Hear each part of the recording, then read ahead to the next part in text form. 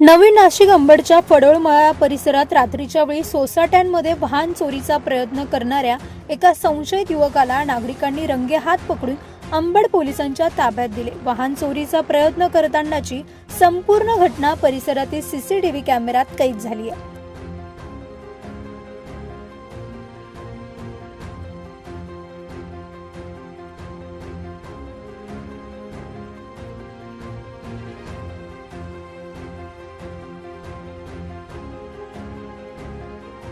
फडोळमळा परिसरातील 2 सोसायट्यांमध्ये गेल्या काही दिवसांपासून एक युवक संशयास्पदरित्या फिरत असल्याचे नागरिकांच्या निदर्शनास आले।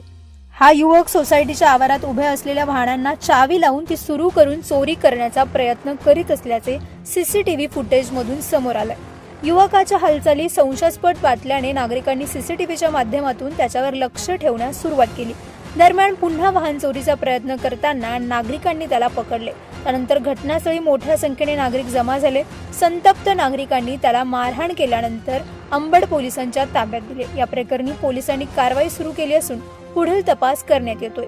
परिसरात वाहन चोरीच्या घटना वाढू नयेत यासाठी रात्रीच्या वेळी पोलिसांची गस्त वाढवावी, तसेच वाहन चोरीच्या प्रयत्नांमध्ये सहभागी असणाऱ्यांवर कठोर कारवाई करावी अशी मागणी नागरिकांनी केली आहे। प्रतिनिधी राजेंद्र सूर्यवंशी यांच्या रिपोर्टनुसार।